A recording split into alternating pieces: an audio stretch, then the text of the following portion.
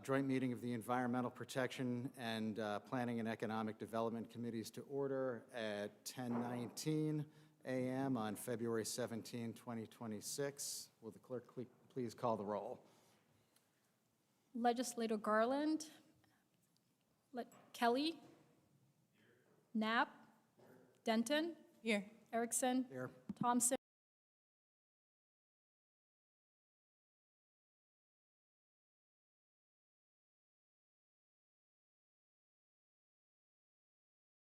And authorized agencies to provide an overview of the Micron project and the growth of the semiconductor industry in Onondaga County.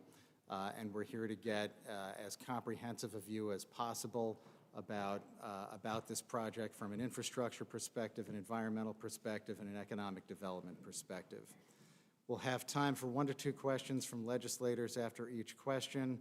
If there are additional questions, and certainly if residents have questions, please send them. We'll certainly accept written questions at legislature@ongov.net, and we can review those and address them in future committee meetings. This is certainly not going to be the last opportunity that we have to address these questions. This may, however, be a good opportunity to take everything in a comprehensive fashion. Following this meeting, there'll be a public hearing on the Oak Orchard Industrial Sewer District beginning at 12 noon, and we can hear comments from residents on that project, on that proposal at that point.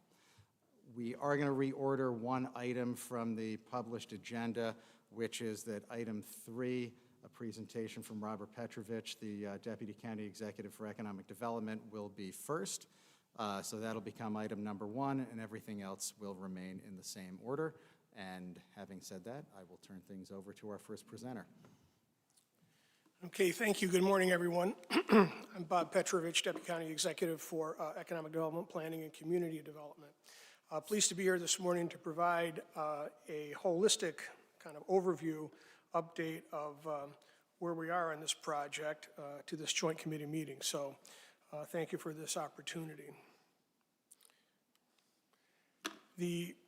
To level set for everyone, the story begins with the creation of a mega site known as White Pine. And White Pine originally started over a couple decades ago as a 339-acre project that was being developed for advanced manufacturing in clay. One of the things that became apparent right away as part of this review and analysis is that there are some unique assets which are going to be gotten into in a little bit. More detail from my colleagues from Aqua and from WEP. But one of the keys, obviously, is to understand the capabilities and the potential assets of the site. Obviously, from this picture, you can see National Grid's clay substation, which is located just across the street from Caudnoy Road, from the White Pine site. And it is a unique asset in and of itself because it has the capacity today to generate 4 gigawatts of power and certainly well in excess of what Micron's power demands need to be through the 20-year construction cycle for this project. So we worked with utility partners not only for an understanding of gas and electric, but water and wastewater, and how we could maximize the assets that are readily available to us or in close proximity to this site for the advancement of a massive project. This map is a overview, an aerial. You can see the White Pine site is boxed in red, but interestingly enough, you can see the substation that's a little bit in gray, and then the NYPA and the National Grid power lines that transverse the site to the north. In addition to that, there is a 54-inch transmission main that Jeff Brown will get into in more detail that cuts across the site, and that's a significant asset. In addition to that, there is natural gas that can be readily available and brought to the site via National Grid, and certainly not right next door, but this is going to be part of the conversation a little bit later today. the creation of a sewer system for both industrial and municipal wastewater that'll be used to convey both municipal and industrial waste from the site ultimately to the Oak Orchard wastewater treatment plant.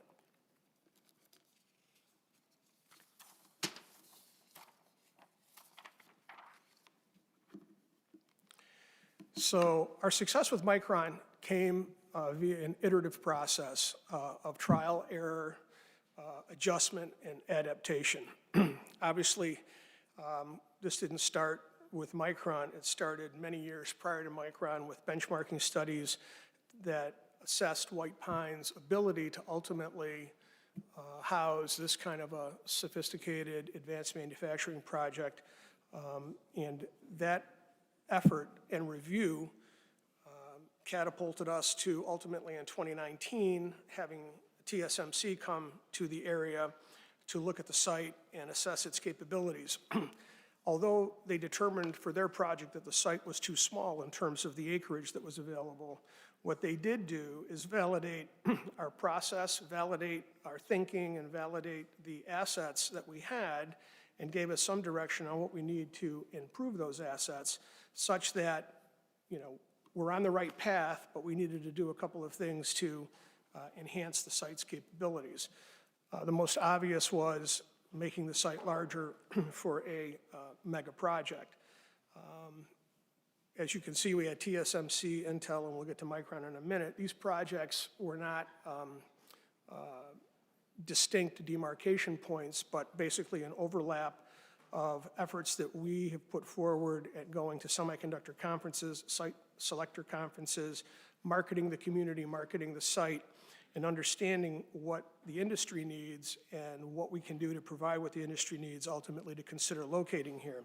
So TSMC ultimately went to Arizona. Intel, and while that was concluding, we started talking with Intel. Ultimately, we spec'd the site for Intel. We were a finalist in that project that ultimately went to Ohio. They asked us, given what their requirements were, to make the site 1,250 acres. We did that through the acquisition of additional real estate on either side of Burnett Road, and that process got us to 1,250 acres and a finalist for that project. Although disappointing, at the same time as that project was concluding with its decision to go to Ohio, we started talking to Micron, and Micron ultimately asked us to make the site a little bit bigger, and which we did, and ultimately made a decision to come here in October of 2022. So we were very excited about that. Certainly a historic day for this community, for the county, for the region, the culmination of a 2-year nonstop attraction negotiation with the federal government, with the state of New York, and with Onondaga County. And so, you know, we were very pleased, as a lot of people were, that the announcement was made, and then the real work began with the subsequent development of the EIS and what was necessary to get the site reviewed environmentally and also set up for permit approval. Obviously, the scope and scale of this project is unprecedented. $100 billion investment in the county over 20 years.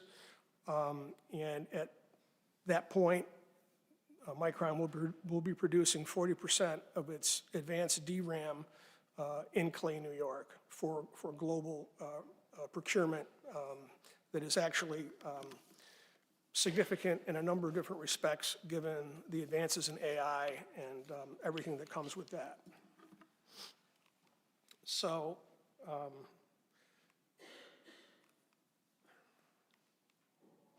so what's Micron's commitment to Onondaga County? You know, with respect to strategic partnering and investment, Micron has pledged a community investment, $250 million, an community investment fund. They also are working with the MOST, with a semiconductor supply chain exhibit. They've obviously opened their office downtown, and as you drive around, it's great to see that marquee sign up on the that building. We had a groundbreaking on the 16th of January, which was important because it gets the ball rolling with respect to construction. Gil Bain was hired for the early works contract for that aspect of the project. It's a $1 billion with a B investment that Micron's making in early works for site preparation, which includes tree clearing, which includes bringing in fill and everything that they need to ultimately, during this construction season, advance to the installation of foundation systems and ultimately going vertical. Micron has also partnered with OCC. We have some of us were up at the OCC clean room dedication. They've also are participating in the STEAM school investment and also working with Syracuse University as Syracuse University looks to expand its engineering, material science, physical science programs to meet the need for education, training for the future workforce. Colleagues from Center State CEO will be coming up in a few minutes to talk a little bit more about that. One of the key selling points for Micron was the engagement with the Veterans Center at Syracuse University so that folks that are mustering out of the service when their service commitment is complete have an opportunity to be trained up and potentially available for Micron at this facility. So another key facet of this project. So what's next? Obviously, the county executive has said a number of times we need to meet the moment to create the semiconductor supply chain cluster for our community. And we are working diligently to do that. This is a process that has been ongoing. We have traveled to Taiwan. We have traveled to Japan twice. We are engaging with European companies, domestic companies, companies from Asia. All are looking at this potential investment to drive us from the 9,000 jobs that Micron is committing to the 50,000 jobs that the community will see as a result of the supply chain investment over the next 20 years. Micron has told us that they do business with roughly 900 to 1,000 supply chain companies. And if we are successful in procuring 10% of that, that's 100 new companies potentially coming to our community that are not here today. And so each of those investments are in and of themselves critical and important, not only for this community, but more fundamentally, Micron has told us these are the companies that we need here, some right next door to us, some can be a little bit further away, but we need these companies here in order for our success to be manifest. So it is very important that they have the partners and the folks that they work with on a regular basis, whether it's in Asia, whether it's in Idaho, to be here working with them to advance their investment and their business model for success. The existing local cluster that we have, you can see these companies that are listed here. Each of these companies have made either expansions or new investments in our community. The important thing to understand with this is that when the IDA, when the team that I lead in economic development and community development and planning is out talking to the C-suite of companies that are interested in locating here, it is a competitive process. We are competing against other communities in New York State. We're competing against other states, and we are also competing internationally for these opportunities.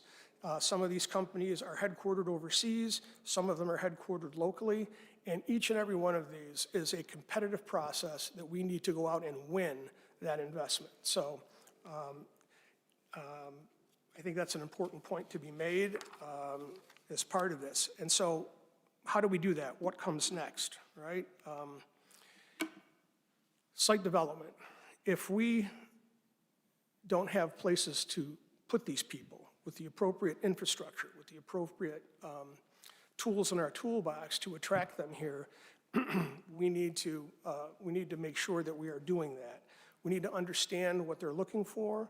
We need to engage with our strategic partners with respect to the state and the federal government to make sure that we're working in a coordinated effort to engage with water, wastewater, gas, electric, and basically reduce time to market. One of the things that has been made clear to us is that folks that are looking at coming from outside of the United States to this community, this is a very new and novel concept to them. They don't have a lot of experience doing this, and so they need help and understanding of the nuts and bolts of how to get this done. So our intention is to make sure that we have turnkey situations readily available to them so that they can not be fearful or anxious about investing $50, $100, $150 million per project in our community. Not every project's going to be of that scope and scale, but we certainly think there are anywhere from 6, 12, 18 companies that'll be looking to locate here. They'll have that scope and scale of investment ultimately as Micron ramps up and begins producing chips. So that's an important facet of what we're working on. And how do we do that in practical terms? You can see Micron's campus is located at the top of that slide. To the bottom of the slide is the White Pine Science and Tech Park that the IDA owns and is currently developing to support potentially key suppliers that need to locate proximal to Micron. We also have some additional acreage around Codnoy and around Route 11, but primarily this is what we're looking at developing for the supply chain cluster that needs to be located here. We're looking at potentially somewhere around 500,000 square feet of building under roof in order to support Micron's needs. If we don't have these kinds of sites in our community, if we don't proactively make these kinds of investments, we will miss these opportunities. And that would be unfortunate because it's going to impact the community, but it's also going to impact Micron, and something that we need to be aware of and work toward. So projects, land, sites are the key to what we're doing. And so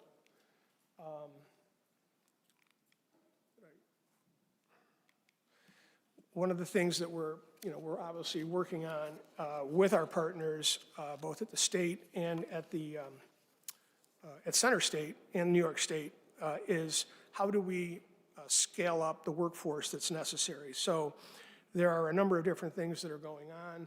We've got Onondaga Community College, we've got the Syracuse University Chasm Center, we have Lemoyne College's Erie 21 program. But in addition to that, we've got the Northeast University Semiconductor Consortium that is going to be talked about a little bit more. Albany Nano obviously has a massive investment that's being put forward as part of an R&D institute over there for chip research. We have the STEAM School. Micron's made a commitment to the STEAM School of $10 million. Amazon already has made a $1.75 million commitment to the STEAM School. So those are great partners and great investments, with the end goal being making sure that everybody that wants a job can have a job and be appropriately trained to work for this cluster, whether it's Micron, whether it's one of the supply chain companies, or a spinoff that's going to come as a result of this massive investment in our community. A couple of other partners in this space, obviously MACNY has got a great apprenticeship program that they are advancing. CNY Works is also engaged in this process, and I think that this is an appropriate time to pivot from my remarks to potentially give you more information from our partners and colleagues at Center State who want to talk a little bit more about workforce in depth, but I hope that hope this gives an update and an overview of what's going on. So appreciate that, and I'll take a question or two, as you said. Do any legislators have any questions?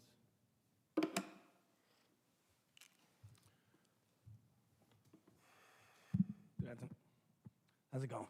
It's going good. So you mentioned a bunch of different things I have questions about, but the one that stood out was that the supply chain companies that are thinking about coming here, you said we're competing with like different places across the state. Just explain to me, I'm assuming our proximity to the project gives us a leg up in those conversations. What other aspects are we competing with them for? And what are things that they're looking for that they get at other places that they wouldn't get here? Well, they're looking for quick time to market. They're looking for infrastructure that already exists so they can connect into, be it gas, electric, water, sewer. We're competing, Edwards Vacuum, located over in Genesee County. We would have very much liked Edwards Vacuum to be located here, but they chose to go there because they wanted to be in between potentially Intel and Micron. But there's already a ecosystem that exists along the I-90 corridor, right? So if you look at advanced manufacturing in Rochester, although it's not semiconductor driven, it is, they do have advanced manufacturing there. You look at Wolfspeed in Utica, you look at Global Foundries in Saratoga, in Malta. These are all places where, people are looking at or already are, and we're trying to encourage them to come here, come closer, set up a satellite. Ultimately, what we're doing here is going to dwarf these other opportunities along I-90, but at the same time, those facilities are already there, up and running and producing product. So we are competing against those communities across the state, as well as everywhere else that folks are looking at, potentially Ohio. They're also looking at Arizona, where there's a significant semiconductor cluster already with TSMC and Intel, and also up in Oregon.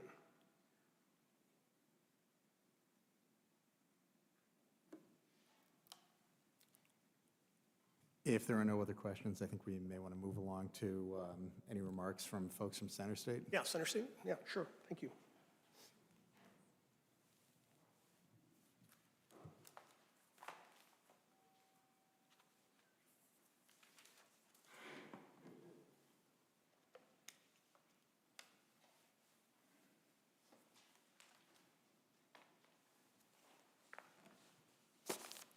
Go ahead, guys. Clicker is there. If you clicker? Yeah, if you do the clicker. Sure, I can start. Hey, folks. Wrong way. Bad start to a presentation. We're Nora and Ben from Center State. We're going to talk about two things, workforce and housing. Maybe we'll pause in between, just in case you have a question first on workforce, then we'll pause after housing. So again, thanks for having us today. I'm Nora Spillane. I'm the Senior Vice President of Inclusive Growth at Center State. So in addition to workforce, which we'll be talking about today, my team also works very closely with the county team on economic development work on a bunch of stuff at a new building downtown as well. Did we decide up or down is the right way? Woo, down. First of all, we wanted to sort of level set this conversation with the ramp up. So this is from the FEIS. This is the headcount at the site. The very small numbers that you can't see are ramping up from 228 to 9,305.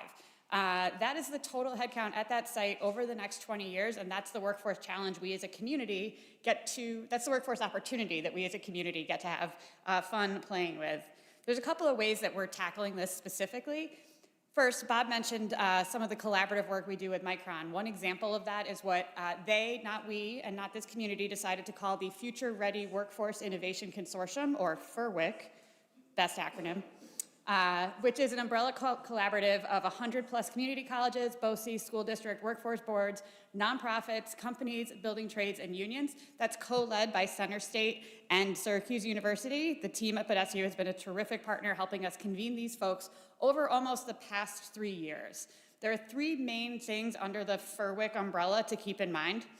First is Upstate Build, which is, many people here have heard about. Syracuse Build was an initiative from the county executive and Mayor Walsh to provide construction opportunities, pathways to apprenticeship for folks living in the city of Syracuse from disadvantaged backgrounds and socioeconomic difficulties. We've had a lot of success with that program over the past 10 years, and we have ramped that up to become a regional initiative, which we're calling Upstate Build, for lack of a better marketing moniker at the moment. Second of all is the Microelectronics Workforce Innovation Network. This is, to Bob's point, around that central New York cluster, preparing folks not for jobs, not only jobs at Micron, but jobs across the microelectronics industry that are available now. So we're ramping those efforts up right now with a coalition of partners, as Bob mentioned. But key to this has been Micron's participation and input from very early on into what those technician jobs are going to look like for them and how we can collaborate with them to make sure that we are training for jobs that will be there and not just training to train. The third thing, and something I know folks have heard a lot about, is OnRamp, which is a New York State effort led by Empire State Development to house 4 workforce training centers that are intended to be wraparound and collaborative with the existing ecosystem components in workforce. But the flagship on-ramp station center will be here in Syracuse. We are staffing that up. It is housed within Center State CEO right now. Dr. Carleen Lacey is the initial president and CEO. She has hit the ground running, and we are about to start some of our first cohorts out of that center. Right now they're located on West Genesee Street with a future permanent home on South Salina Street. That is a collaboration along 2 main fronts, both the technician workforce training that we talked about with microelectronics, but also on the construction side and expanding the opportunities into the building trades. One other thing I'll mention about FERWIC, again, not my acronym, is that there's 3 main things here, but the critical point here is that we've been working on this for 3 years. We're on our 3rd annual roadmap, which is which we had a slide and it was too many words. But that was an attempt annually to set really clear workforce goals and milestones to keep that cat herding of about 100 and so initiatives and partners together, keeping the ball rolling towards the end goal, which is useful job-ending training programs. So we're on our 3rd roadmap this year. Every October we update that. If you have further questions, we can certainly get into some more detail on that at another time when we don't have such a packed agenda. Other thing I want to point out is just the breadth of the work on the construction side. We're working with 5 of the building trades councils across a 90-mile footprint. This was pulled from, again, the FEIS, where they expect the labor shed to be pulling from.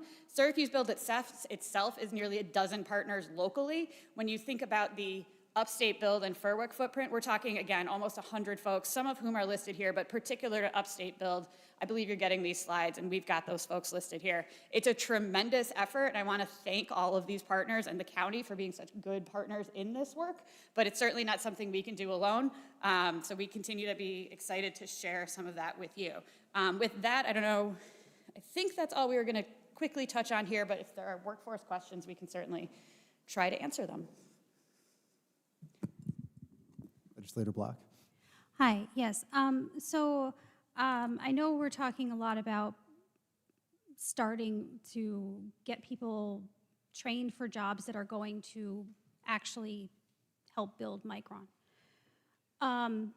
What is the language that's being used, or can you tell me what's sort of the thought process that's being promoted, that when we have all of these programs, are they ultimately kind of saying, okay, this is like a job that'll lead to a job in Micron, or are we saying these are jobs that are going to help support the whole infrastructure of CNY? Sure, I think it's a 2-part answer. We have jobs right now in this industry that we need to fill, and that's really an important message to get out to people. So we're trying to use that language, but obviously when you have a bright, shiny object like Micron, you want to use that to get people to pay attention. So we do a little bit of both, little column A, little column B, but it is a public education effort and an awareness of what these jobs look like, that they're not your same old manufacturing jobs, that they are available now, that they are career-sustaining, family-sustaining, wealth-generating career pathways for folks. And Micron has been a terrific partner, everything from the exhibit at the most to some things that they've been doing continuously in the community to help people in elementary school understand what that means. We have a generational communications opportunity here, and I think to your point, it's a tricky one, but there are jobs now and there will be jobs, but there's a commonality and an existing need that we also have to fill right now. That help? Can I ask another question? Let me just go to Legislator Brown quickly. Thank you.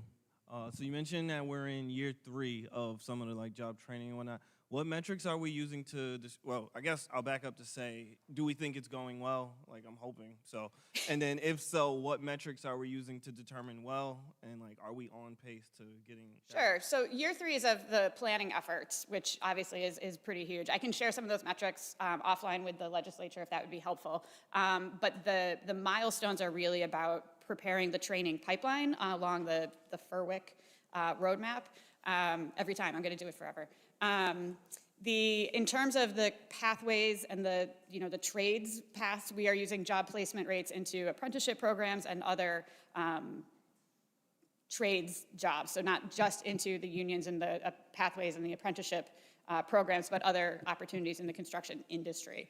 Job placement is really hard to track, as you know, but it is something we take really seriously. We've looked at the past 10 or 15 years of work, certainly since the beginning of Syracuse Build, early on in Mayor Walsh's administration, with the support of the county, to look at those placement rates. We're doing well, but as really a part of an entire like wraparound services approach, that's what on-ramp is intended to do. So it's slightly more nuanced than just get a job, but also that longevity into that job and what other barriers have we mitigated along the way, whether it's transportation or childcare. All of those things are sort of part of the metricing of all of this.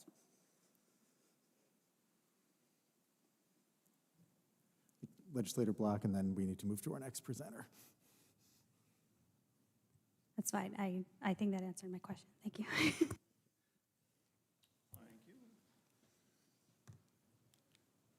So when asked, because we get asked about this a lot, because this is the biggest economic development project in the East Coast, certainly in New York State history, but some would argue in the history of the country.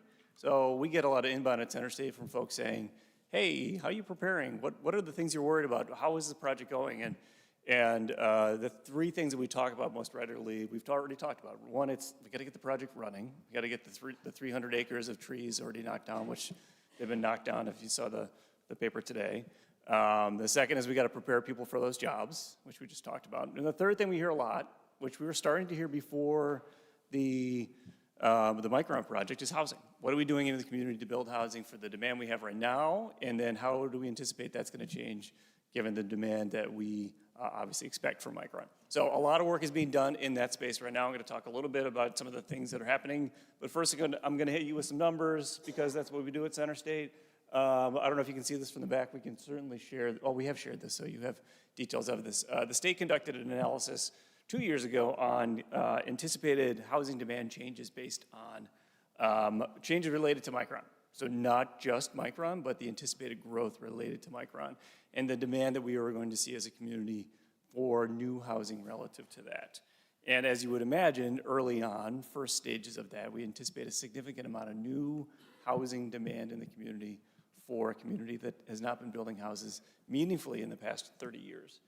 And the rate that we talk about the most, I don't know if there's a pointer here. I don't know if you can see this right here. Oh, it's not going on the screen, but the biggest thing that we need to do as a community over the next decade that we estimate is build 2,300 units per year of housing. That's all kinds of housing. That is everything from affordable housing, heavily subsidized, all the way up to market rate or luxury housing, right? When we talk about the housing typologies needed in a community, we need to be investing in all these different kinds of types of housing. We believe the market will correct for some of that, but we also believe that we need to intervene in the market and invest more in different areas that are of high importance to us. So keep that number in mind, 2,300 homes annually starting in 2025. And I'm going to show you where we were midway through the year last year. It's also very small, so I can dictate this a bit. This is 2023 is the bottom number, 2024 is that top orange, and 2025 is the blue in the middle. And these are the number of private housing units permitted. So not actually constructed, but permitted between this year, between January and or in 2025, between January and August. So we still have some catch up to do in terms of numbers there. But if you look at how this ends up, and this is cumulative, so in 2024, which was a good year for us, we permitted 1,300 units.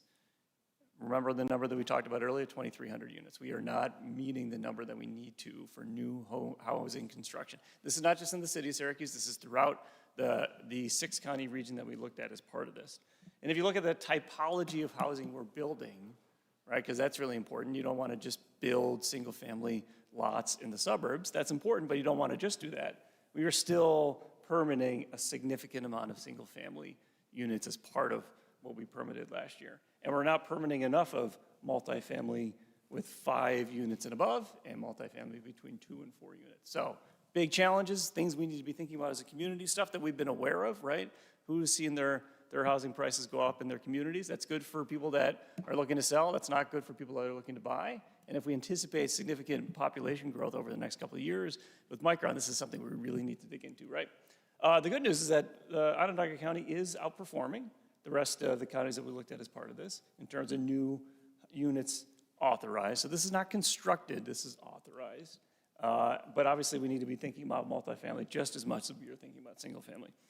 Us at Center State, this week actually, we'll be releasing a new tool tracking multifamily housing developments that will be online and everybody can take a look at and see where those developments actually live on a map and where they are in terms of their approval processes, where they might be stuck, where they might be moving forward. This is just for multifamily primarily mixed income housing developments. We're not tracking yet single family units in the suburbs. We are only tracking what we think we need more of in our community, which is the multifamily apartment building, townhouse, row house, those kind of things. We believe that to a degree the single family units are going to be achieved by the market. We believe we need to intervene in the multifamily space. So what are the 3 things that are being worked on in partnership with the county and other partners in our community right now in the housing space?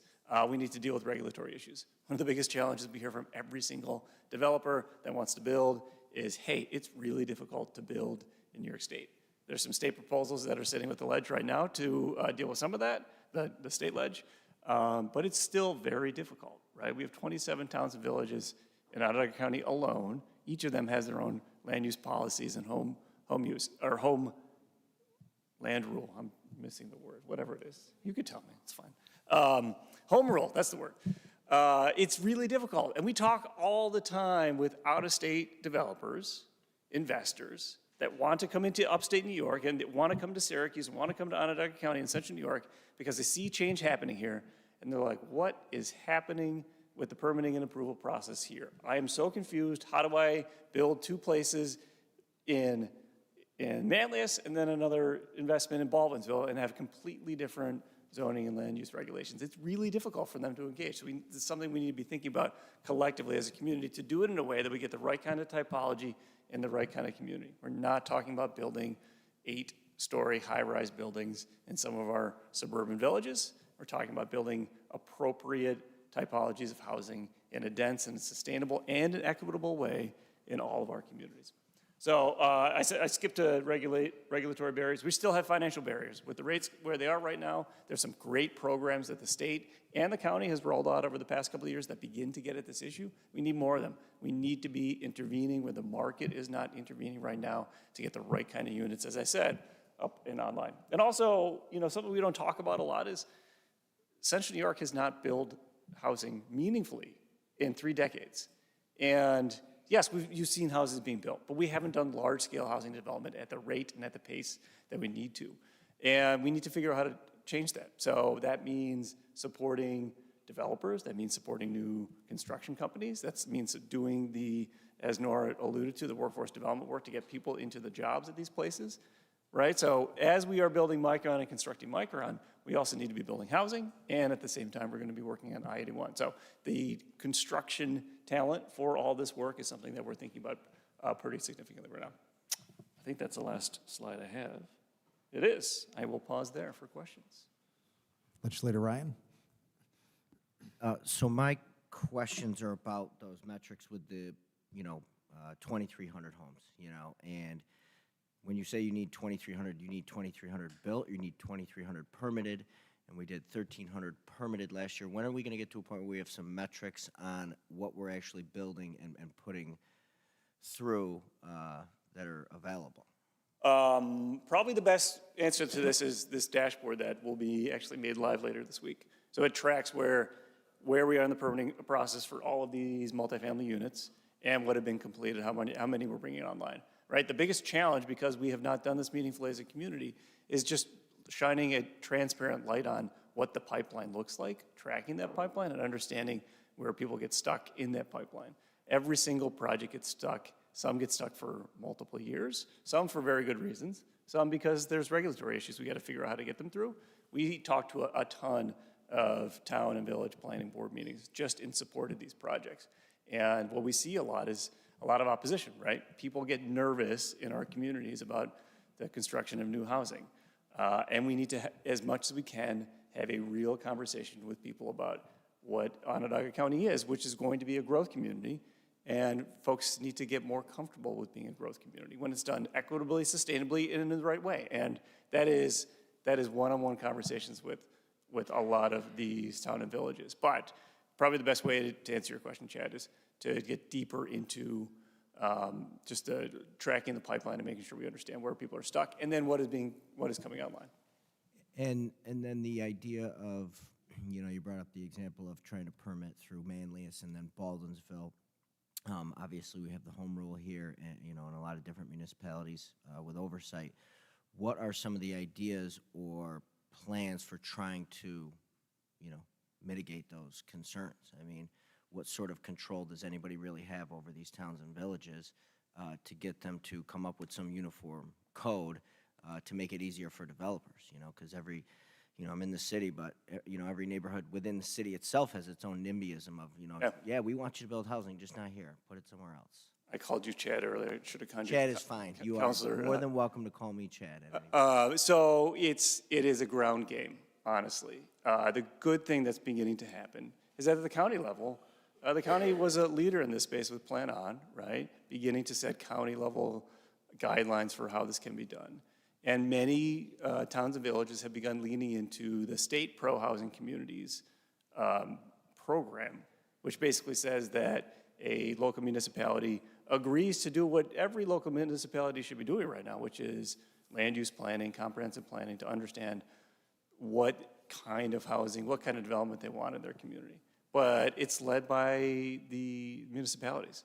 And that means we have to sit down with 27 of those municipalities just in Onondaga County alone and educate them and sit with them and help them understand what makes the most sense, right? We're not talking about putting, high-rise units, as I said, out in the rural area, but you can put a townhouse in a community that already has townhouses that is maybe a little more condensed than what the current zoning code calls for. So that's what it is. Unfortunately, I wish there was a silver bullet to this, but there's not, given how things set in New York. Can I get one more in? We need to keep moving. If it's a good question. Legislator Meeker had one, and then we really need to keep moving. Can Aqua come up and get ready? Yes, Thank you. Is it your belief that the home rule is more of an obstacle than the current New York State regulations, or which is worse right now? Which is more of an obstacle? Can you say the second part of the question, sorry? Home rule versus what? New York State current regulations. I'm not going to comment on whether or not I think home rule is a good idea or a bad idea, because our friends at the newspaper would certainly jump on top of that. It's something that we need to be dealing with all of these things, right? There's protections in New York State Constitution that have established how we do business in New York, and New York is not the only state that does that. There are other high-growth states in the country that have home rule that have figured this out.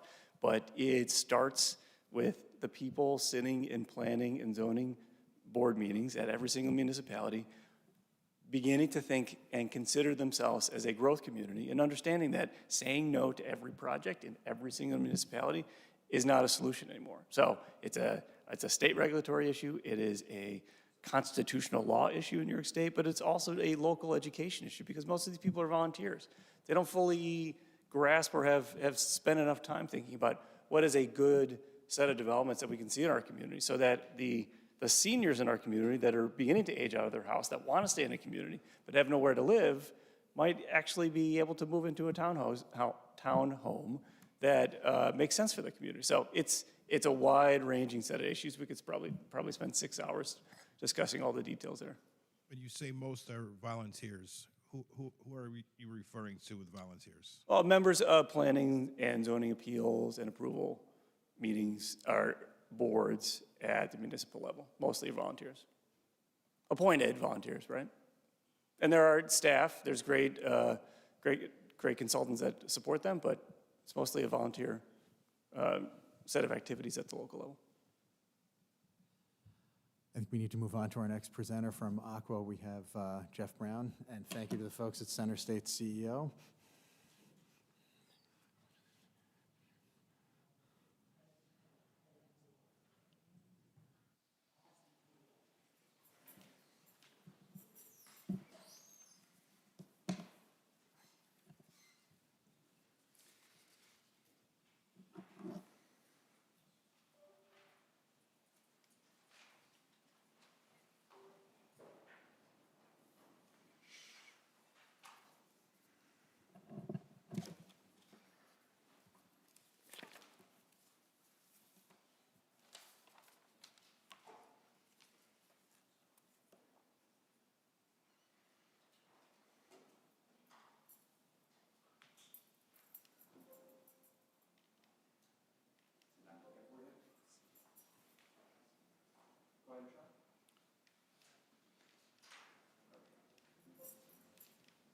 Okay, thank you. Good morning, Jeff Brown, Executive Director, Onondaga County Water Authority. So wanted to give a quick update to the committees about where we stand with regard to the Micron project and Central New York, quite frankly, regional development as well. With regard to Micron, just wanted to make the point with this slide that we have existing water capacity to build Fab 1 and quite frankly to operate Fab 1. You know, this system was built back in the 60s with a lot of capacity and we have some excess capacity, so we have the ability to get water immediately to the site and to operate Fab 1. We have made a number of improvements to the Lake Ontario water supply where all of the water for Micron will be coming from. About 50% roughly of the water that Aqua supplies to our 5-county region comes from Lake Ontario. And here are just some of the improvements that we have made since 2018. $124 million.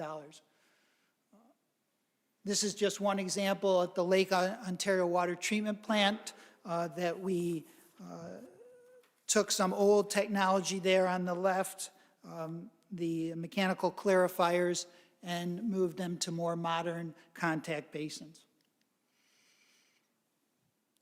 So let's just go through where we stand with regard to how much water we have and how much water we need. So right now, based on various components of our system, we have anywhere from 48 to 62 million gallons available in the Ontario system. Our current average day demand is 18 million gallons, but that's not what we always have to build to. We have to build to max day demand, and that's during the summer, several weeks during the summer where we need to keep everybody in water. The projected demand that we have is 60 million gallons. So what we have currently is 15 million gallons available. As I said, that is available to start Fab 1 and any other regional development that we have here.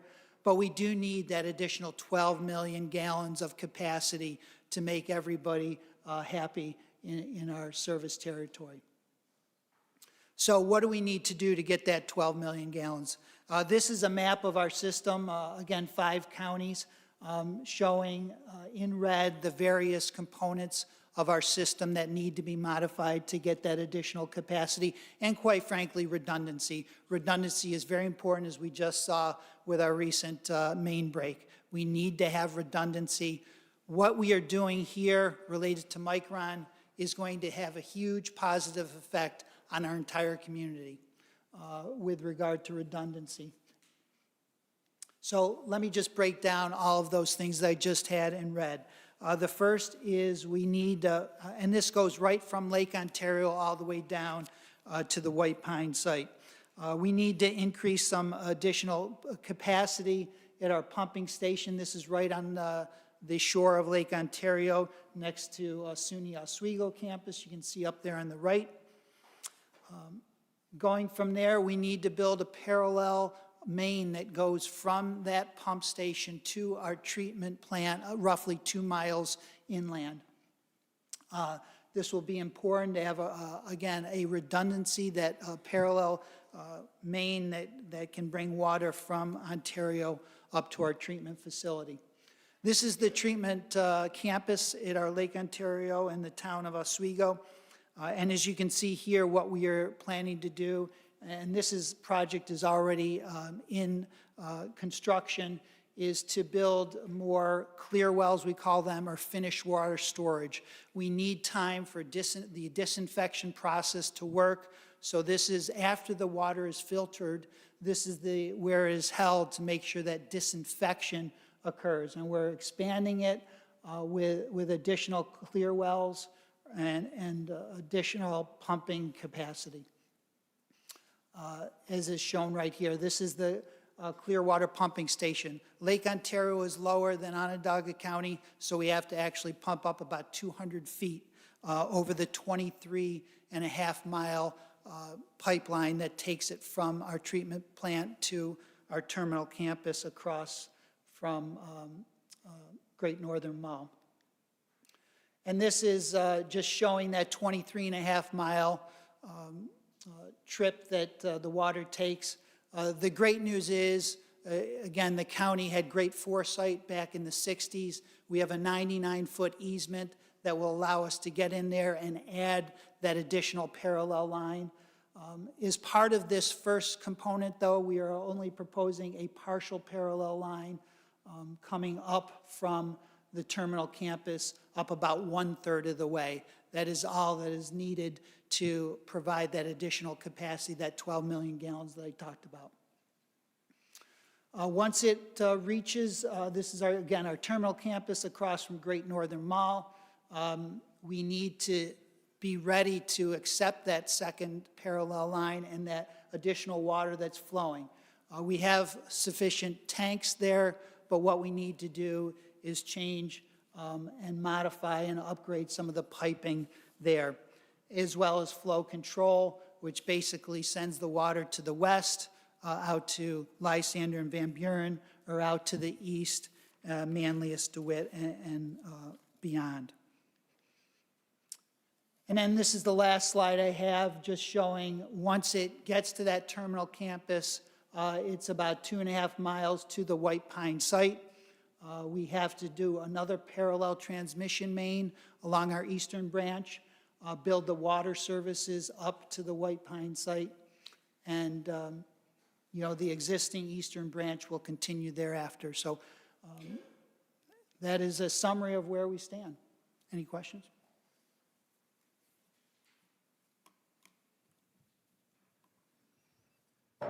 Legislator Garland.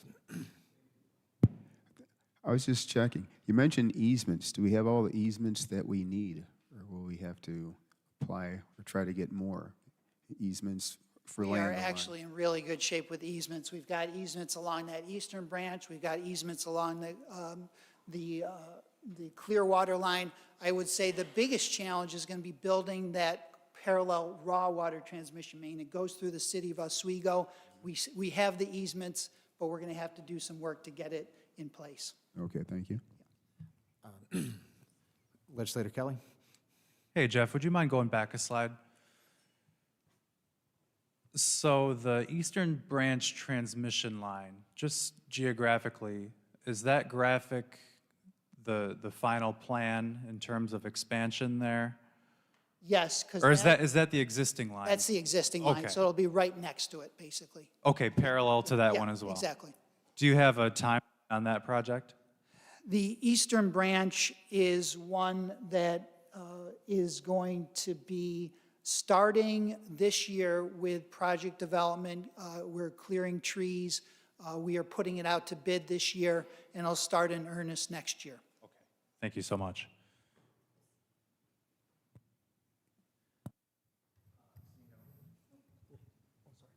I have a question. Just briefly, could you speak to the sourcing of the water? You said we need the capacity to take in more water. I know we spoke briefly previously about Lake Ontario and agreements. Two questions. Is this the total capacity we're going to need for the whole of the semiconductor industry that we are anticipating, or is this purely for construction, is my first question. And secondarily, what, if any, do we anticipate being challenges in terms of the source of the water and being able to access that and its impact on Lake Ontario?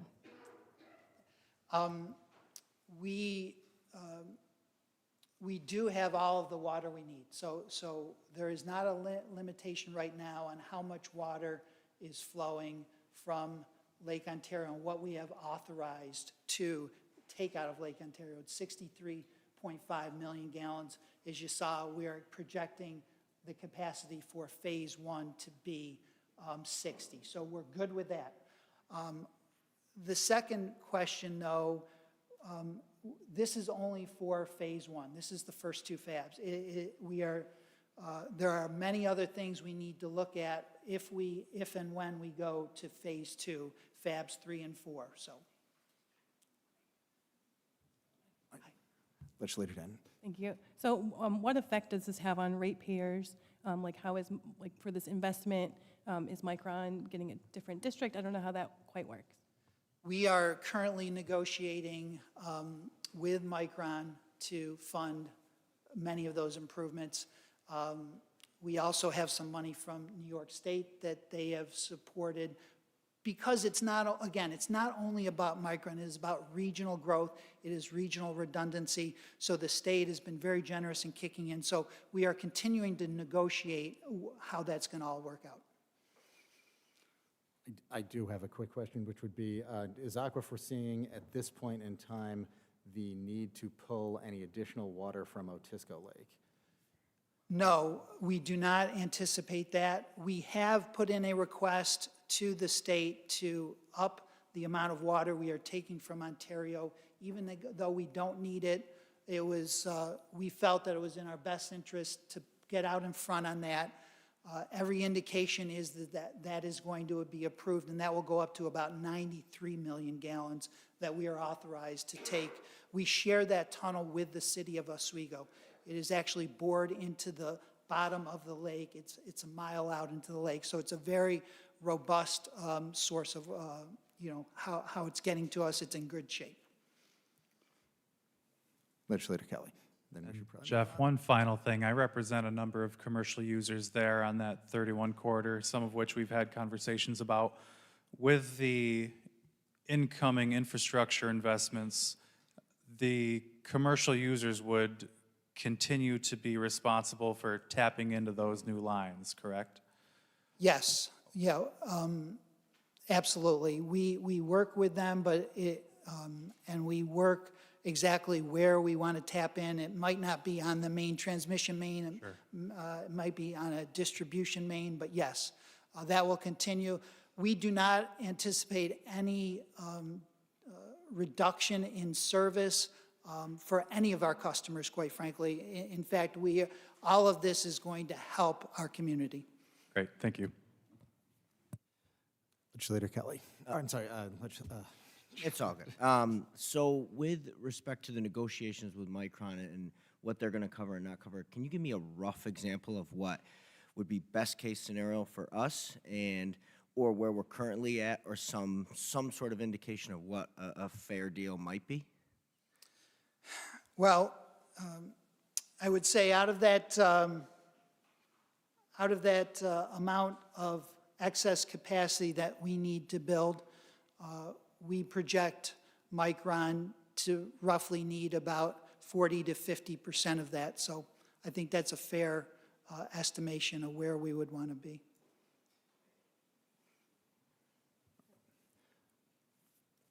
I don't see any more questions, so thank you, Director Brown. And we can move on to our next presenter, Deputy County Executive Sidney Johnson.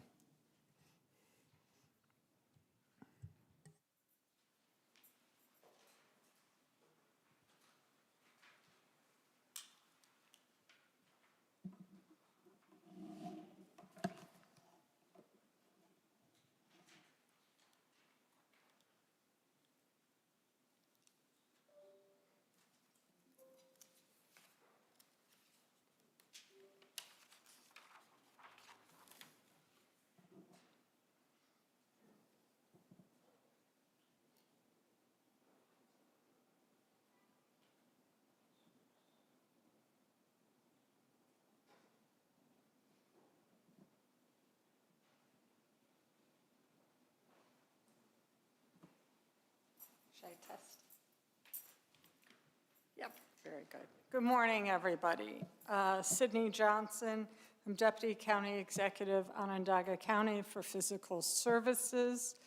I'm here to give an overview on wastewater and how that will support the region at what we call our Oak Orchard facility and also the Micron project. Yep. Well, it did work. There we go. Okay. So Onondaga County has 6 wastewater treatment plants, the map to your right. Oak Orchard, as you can see here, is about a 10 MGD plant. It was built in 1981. But as you can look around the entire, this map here within the county, the 6 plants obviously are very important as we think about wastewater treatment in our county. So,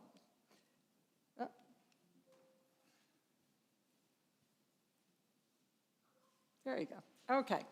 So I thought it would be helpful. So water environment protection, also known as WEP, so process over 33 billion gallons of wastewater each year.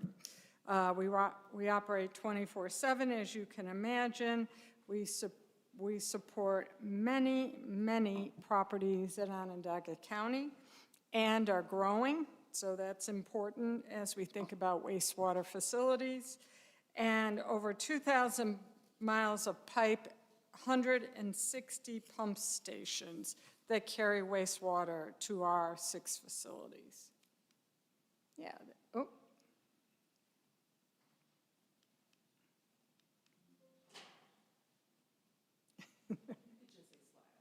Oh, okay, all right. No, one more. One more. There we go. Okay, so Micron, as you know, up to our north, that plant sits near our Oak Orchard treatment facility, and it will be the facility that receives the sanitary flow from the Micron plant. That's an important term, sanitary flow.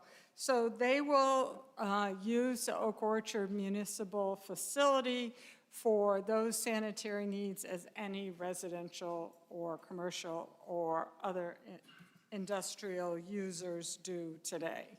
Okay, next slide. We can go one more. Okay, so a little bit about Oak Orchard. It was built in 1981, which I mentioned. This plant was built for 10 MGD, millions of gallons per day. It is one of our bigger facilities, but obviously Metro is our largest at about 80 MGD. This plant is running, averaging around 6.7 MGD per day, so 2/3. The new capacity after it is expanded and upgraded will be 15 million MGD. And what's important to know about those numbers is that we want to be able to handle everyday flows and treatment. We also want to be able to handle at peak flow. We are looking at, as I said, the Micron flow into the municipal plant, but we are also planning for the growth in residential up in this region and for commercial, and we do believe some small industrial. This plant also is due to have its infrastructure upgraded, meaning the technology and parts that are present today, the opportunity to improve them and to gain efficiency from this plant. Oak Orchard service area, major part of town of Clay, portions of Cicero, and the village of North Syracuse. One more. So as I mentioned, 2 projects, 1 campus. So in the Oak Orchard physical ground, obviously will be the municipal plant. We actually started this several years ago in terms of the study and the things that were required as the municipal expansion plan was put together. White Pine Pump Station that was started in 2025 was really the start of the project, and that will be done this summer in 2026. Next slide. But the key things for you to know, what are we going to do for the upgrade? So for the upgrade, we're going to do new headworks, the clarifiers, the membrane system, digestion, all these terms, thickening, biosolids. So this is really how does the water get treated, how does it get cleaned and ready to discharge. So the other parts that will support this, there will be a new substation so we can ensure power is available up to the Oak Orchard facility for both. We will put a new outfall pipe to the river. So again, when we talk about upgrade and gaining efficiency, that pipe is old. So this gives us an opportunity to put in a better system that will go to the river. We will do what is called a bridging project. The bridging project is necessary as we start construction. As you can see on this picture here, there's 2 lagoons. Those lagoons are part of the facility operation. We will take the southern lagoon out as we start construction on the substation. So the bridging project's critical because it keeps the plant up to the 10 MGD level, which you may say, okay, but that also supports the other growth in the region. Okay, I think we can go on. Okay, the second part of the project, again, 2 projects, 1 campus, is the industrial treatment facility.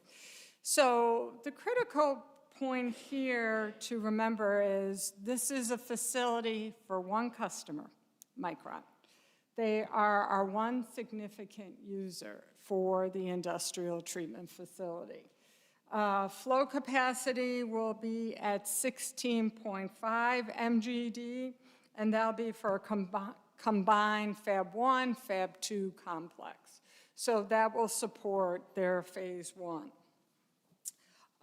This facility will be built to the same regulatory guidelines that New York State gives us as we think about our municipal facilities and the things that are already in place regulated by New York State and other permit agencies.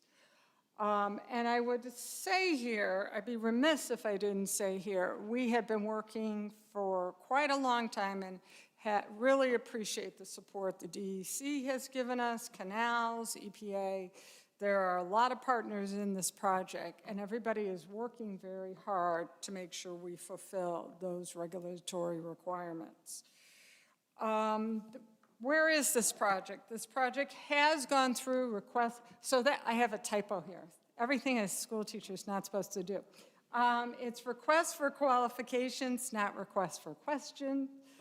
We've gone through that period. Statement of qualifications has occurred.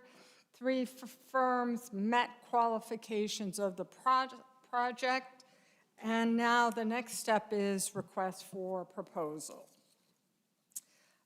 Next one. And the reason I point that out to you, we'll get to that in a minute. So this chart's hard to see, but I thought I would at least show you something in development. So this is a very simple flow chart that really shows you the process of which industrial wastewater will be happening. Not that far different than a wastewater treatment facility.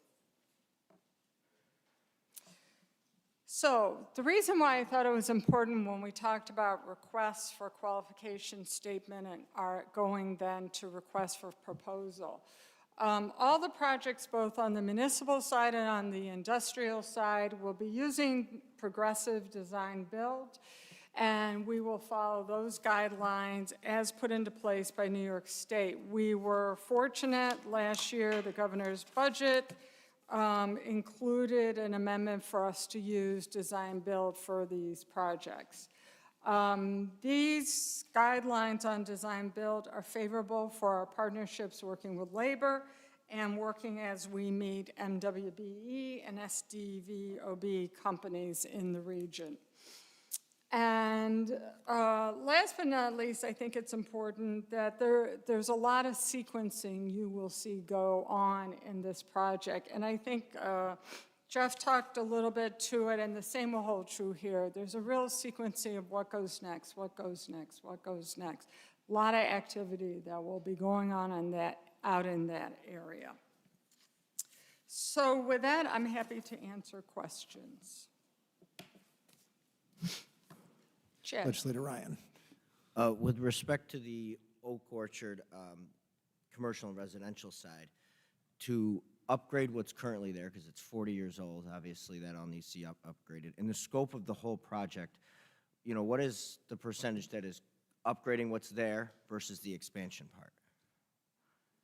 I would tell you the upgrade is about 80% of the project. What's currently there? Yeah, it's old, yeah. Which I think is the opportunity, because hopefully we'll also gain efficiency of the plant operation. Thank you. Chairwoman Watts. So in terms, you mentioned that the industrial side is going to have one primary user. I anticipate we're going to be seeing a similar bond, if not a larger bond, coming through related to this. I want to understand who is paying for this, who is bonding for this, and what are the steps between today and it being fully functional in terms of county business.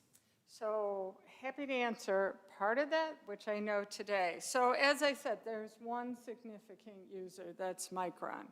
It is an ongoing discussion, and it will be an agreement, which is called a user agreement, with Micron for this plant. They are the significant user. Obviously, we do anticipate, I think Deputy County Executive Petrovich mentioned, we believe there will be some small supply chain. And when I say small, small meaning the amount of wastewater they will use, not small in terms of their scope of what they bring to the project. But we do believe that there will probably be some flow from some of the supply chain. But the significant user is one, and they will pay for this facility in use. Just to clarify, you're mentioning use. How about the construction and then back to the bond, who will bond? Construction and use. To include the bonding? I would say yes, but again, I think that we are looking at and we are working with our finance people and looking about all of those next steps. And then just the last question I had was in terms of the business we should anticipate between now and the future, in terms of, we have the public hearing today to establish the district. What are the future steps?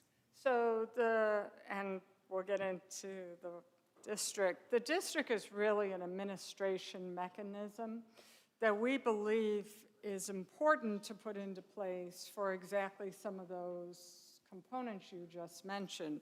It is really important that we make sure that the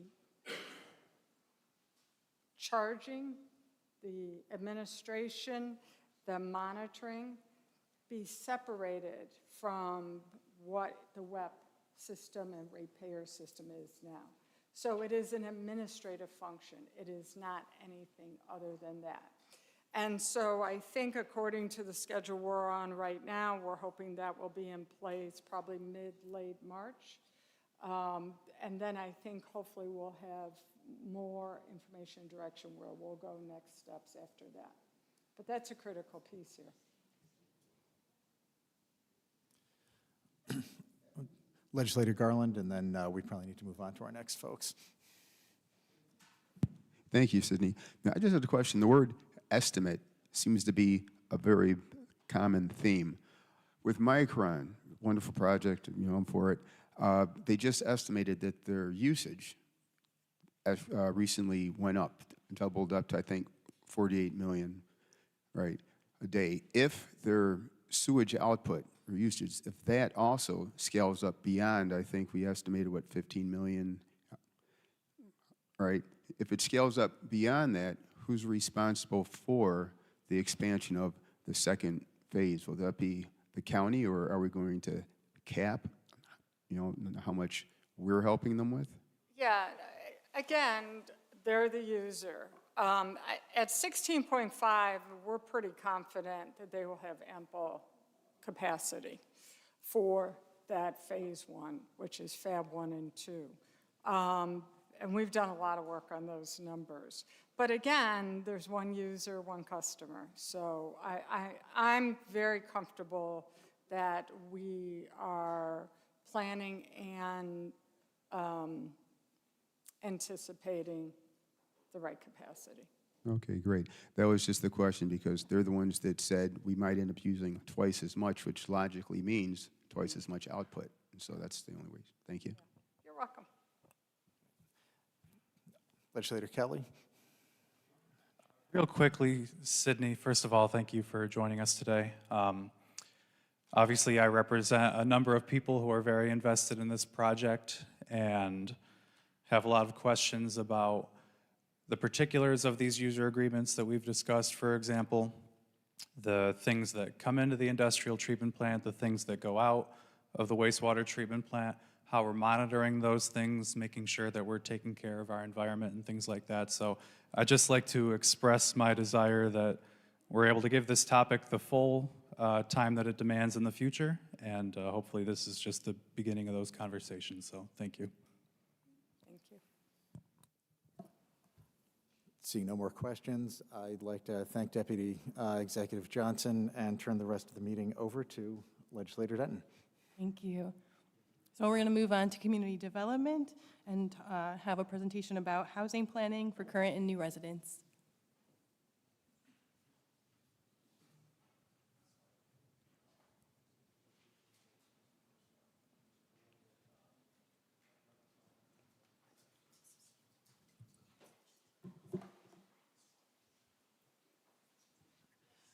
And just as a quick mention, for folks who do have additional questions of WEP, they will be at the next EP committee meeting, so we'll have plenty more chances to hear from them at that point.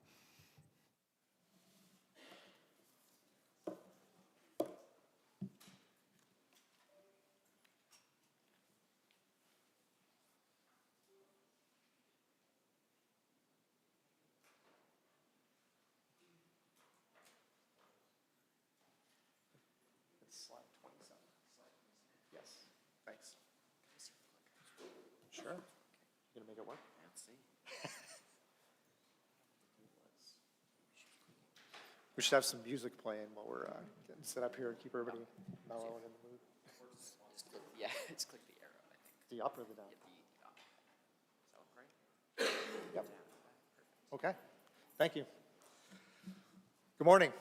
My name is Marty Skane. I'm the Director of Community Development, and so I'm going to talk about two different things, what community development is doing to try and support housing production, and then I'm going to discuss the Plan Onondaga comprehensive plan.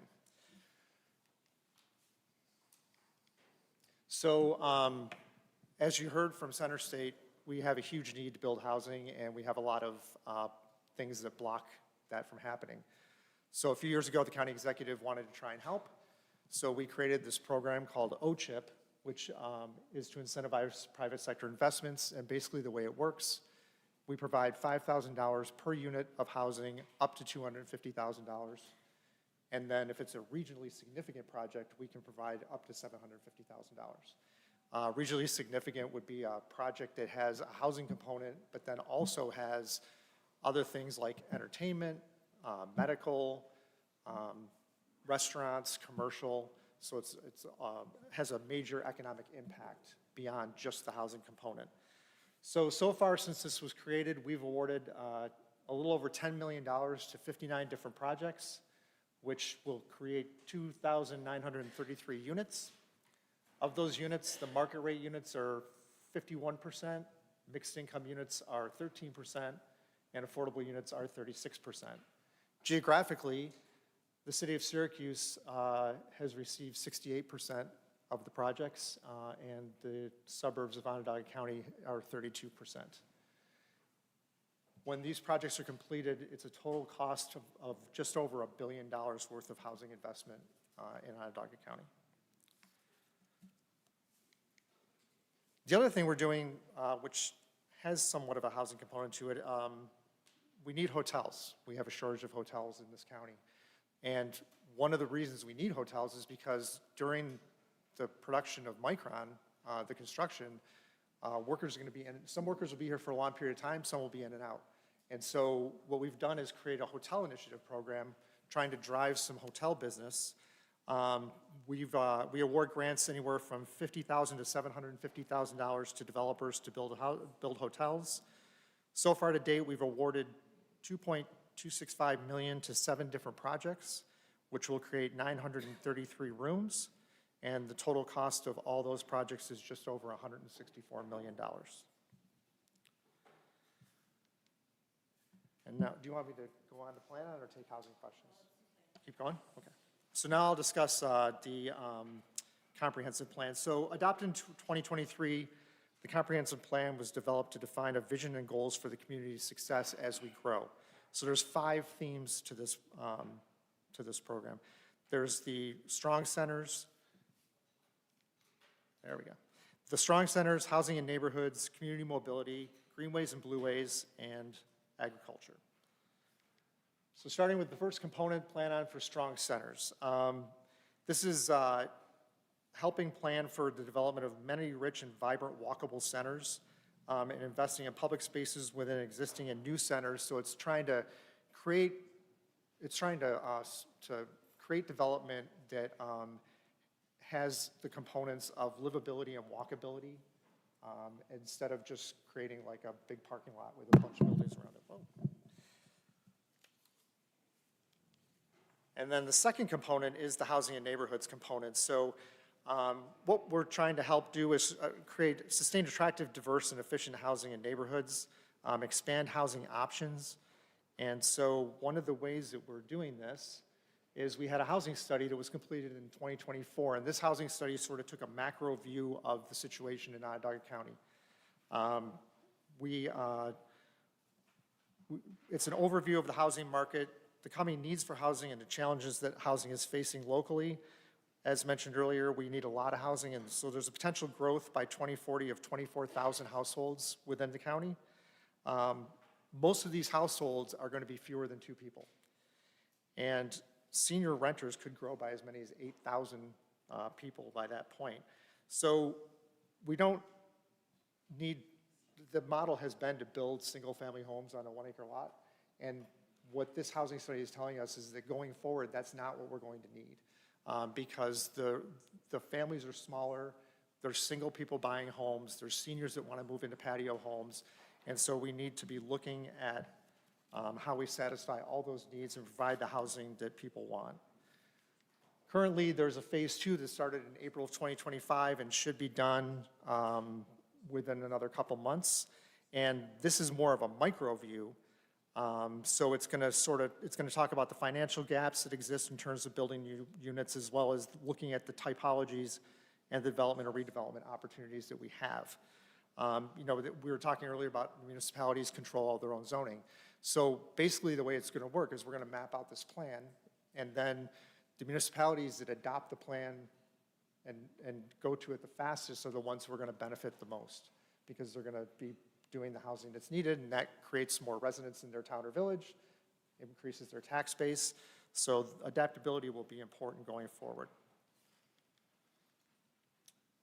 We also are working with towns and villages to provide them funding and assistance in redoing their own plans. So far we've had 15 municipalities take part in that program, and you can see them listed here. And then we also have received interest from 3 other municipalities that we're currently discussing working with, and we give them funding and support to try and help them adjust their plans accordingly to what we need going forward. The next component is community mobility. So community mobility, we are looking at preparing for our transportation future, which is trying to become a Vision Zero community, investing in transit corridors, and connecting networks of bike lanes, trails, and multimodal corridors. A couple of the things that we're doing in this capacity, the Safe Streets for All strategy, we received a $450,000 federal grant to have CNS Engineering look at what we need to implement safe street strategies. And they are currently working on that project. It should be out sometime next year. The benefit of this project is that once we get this done, it can make us eligible for other grants on how to implement it. So we'll be looking to take advantage of those opportunities. And then the Route 31 Transportation Assessment, we're working with the Syracuse Metropolitan Transportation Council, and this assesses various forms of mass transportation along the Route 31 corridor, which is going to be impacted dramatically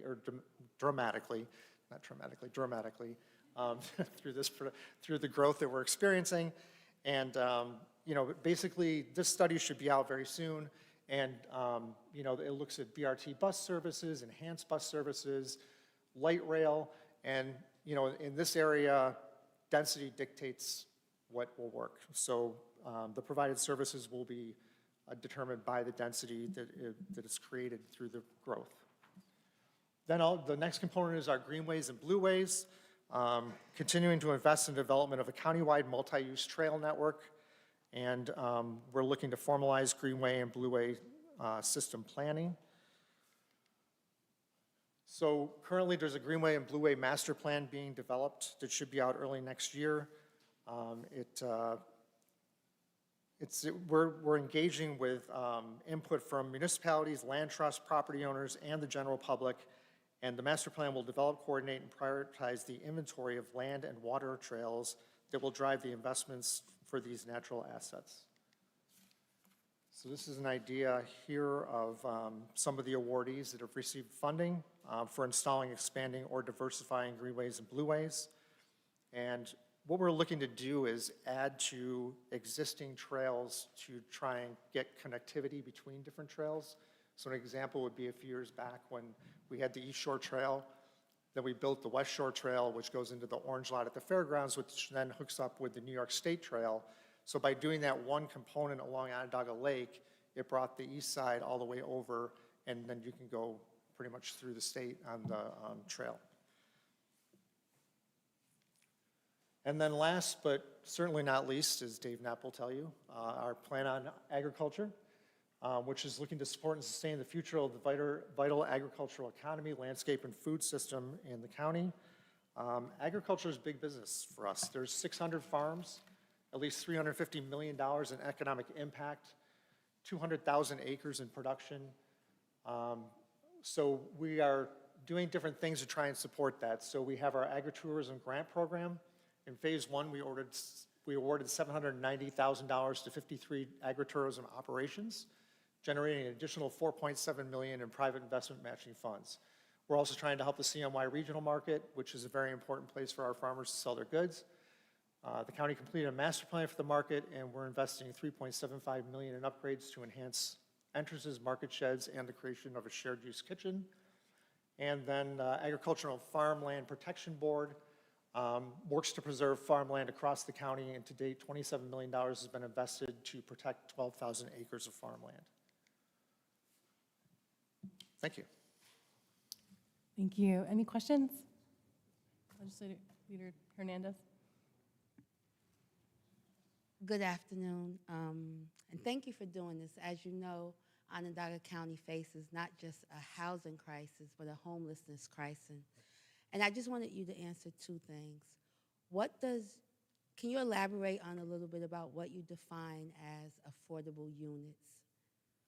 Affordable units? Yes. Affordable units are units that are geared towards 80% average median income buyers and renters. And then second, one of the slides showed and mentioned that there's a challenge with creating these affordable units. Can you speak a little too about what those challenges are? Yeah, yes, the challenges are that when you build affordable units, you usually need some sort of subsidy provided by someone, the state, federal government, places like that, because of the economics of building. You know, it's very expensive to build housing right now. Just to give you an idea, At the end of 2023, it was roughly $250 a square foot to build a house. By the end of 2025, it's $300. So if you have a 2,000 square foot house, it now costs $100,000 more just to build it. And so there's a lot of economic factors that go into the affordability part. To make it work, you have to receive some sort of subsidy to have it happen.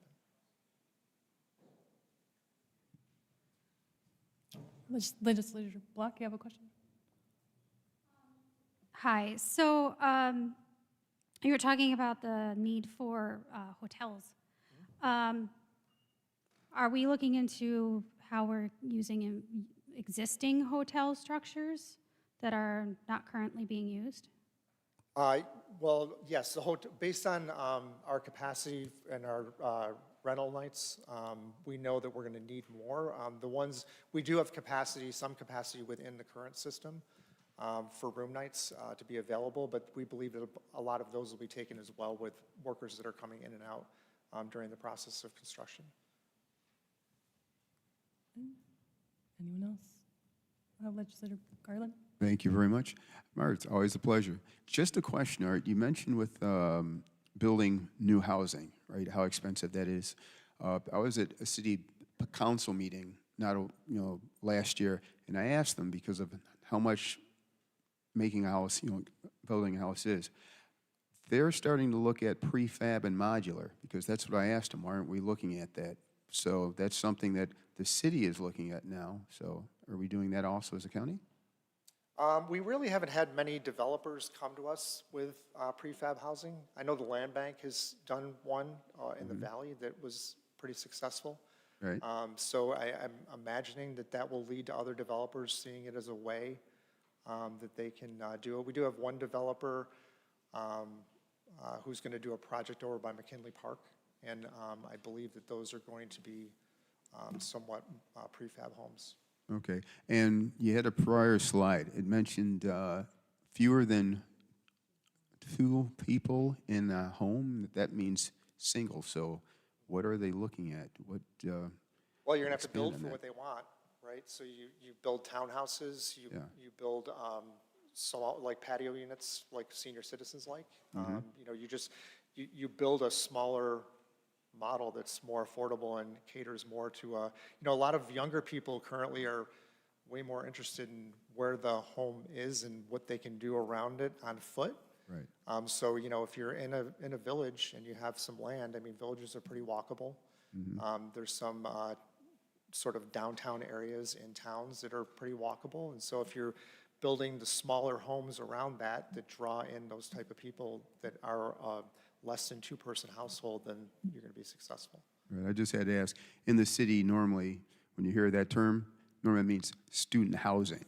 So I just wanted to check on that. Thank you. Legislator Brown?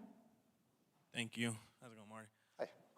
So I have a couple questions. My first one is around Onondaga, around OCHIP. The slide mentioned that 2,900 units were created. Will be. Yeah. So over what time period? Is that like over the next 5 years, the next 2 years? It can be, some of them that we originally gave money to have been completed and we've awarded the funds. We don't pay the funds until the project's done because it's county money. So we're the last money in. We provided them the grant, but then we don't pay it until they're going to be done as they said the project would be built. It varies in time based on where people are. Like we had a number of them that we awarded grants to at the end of the year that are waiting to hear back from the Affordable Housing Opportunity funds from the state. And if they get that, then their projects will go right now. If not, then they have to go for the next round.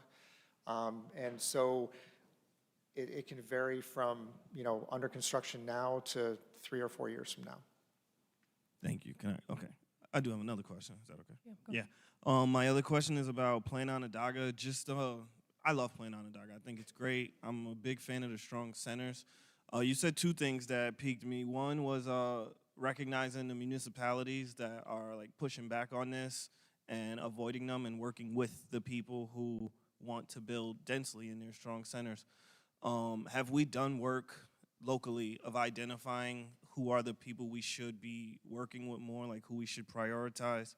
I guess you don't have to publicize that, but are we, like, do we know that there are some towns that it is harder to build in than others? And are we strategizing around that? Like, are we targeting the places where we can build and purposely avoiding the places where we can't? I don't know that that's necessarily the role we're trying to take in it. We're more trying to encourage municipalities to see what we're suggesting through Plan On, and then we're trying to work with the municipalities to help them develop their plans, their comprehensive plans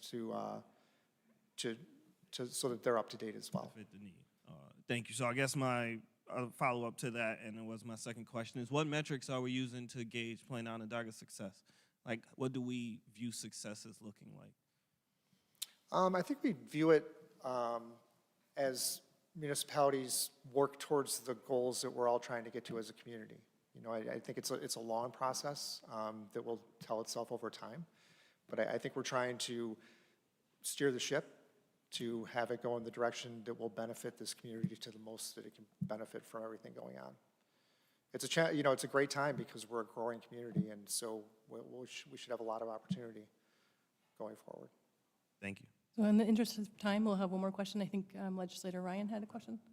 Legislator Brown kind of asked it, but I guess I was just trying to understand Plan Onondaga in the sense of there's not really any teeth when these people adapt to this. It's really just saying, hey, yes, we will talk to the county and use their resources, but there's not a lot of incentives or teeth that can, get them to exercise, like the fact that we do need more multi-units, and you get out into some of these towns, and that's difficult to do. It's a heavy lift. So I kind of got that answer, so I appreciate it. Yeah, we don't have a lot of sticks, but we're trying to give a lot of carrots, to just sort of help them see that if you look at the work we've done and you try and do that work in your municipality, you can have some really strong benefits from doing it.